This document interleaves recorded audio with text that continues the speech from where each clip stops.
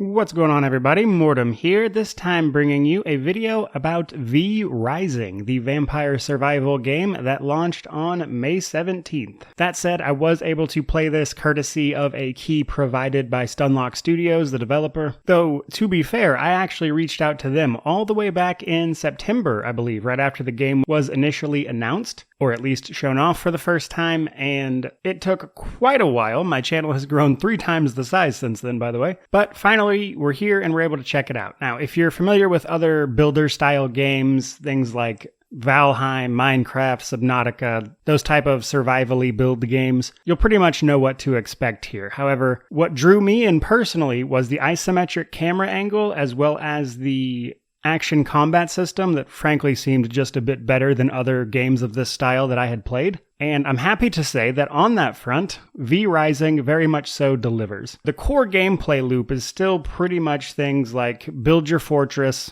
or your vampire castle if you will. Use that as a base to research, upgrade your equipment, then go out, hunt enemies, complete missions that will then give you access to more equipment and research to continually upgrade your stuff until you've essentially dominated the landscape. And that's basically what's going on here. But before you jump into that, you might be wondering, is this multiplayer? Can I play it online? How does that work? The answer is yes. There are online games. You can actually rent and host a dedicated server. Or, of course, if you own your own servers, they do actually have the option to set that up for you as well. So if you're a nerd like me and you have a home server, you can easily do this. But in addition to those things, you can just play a private game by yourself. All of this will persist. You can save and jump back into it whenever. But of course, all of this comes with the added game mechanics of being a vampire. So a lot of the gameplay loop revolves around maintaining your supply of blood, as well as dodging the sunlight, because there is a day-night cycle, and daytime is dangerous. However, you can stick to the shadows or wear equipment that gives you resistance to the sun to kind of balance this out a little bit and make your life easier. Which goes hand in hand with the full equipment system. You can craft and upgrade your gear over the course of the game,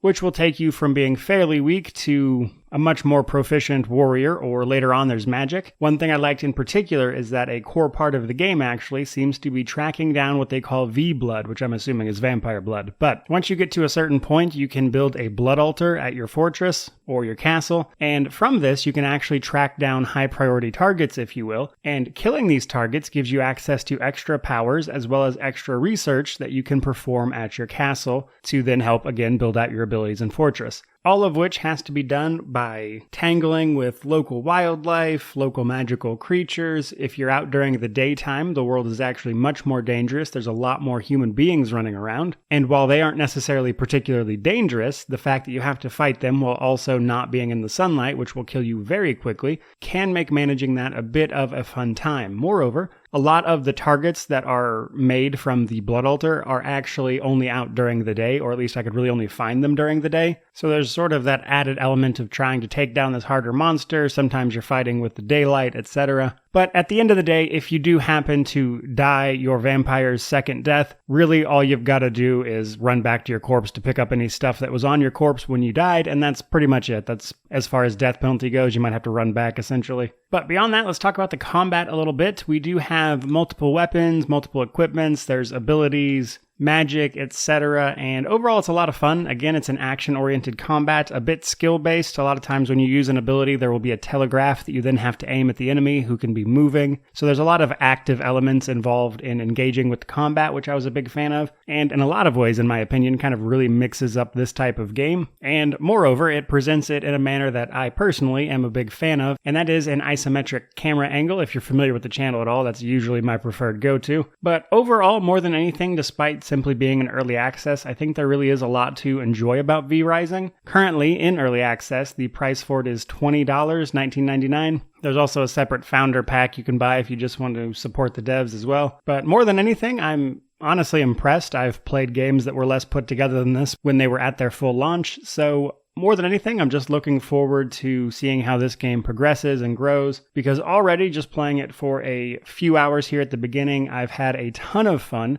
and you combine that with the multiplayer element as well as the survival parts, and then a pretty fun to engage with combat system on top of that, and I think Stunlock Studios is going to have a pretty good time with this game. So, thank you guys so much for watching. I truly do appreciate it. If you liked the content, remember to like, comment, subscribe, all that YouTube jazz. But regardless of any of that, truly, just thank you so much for watching. I really do appreciate it. May you wander in wisdom and have an amazing day.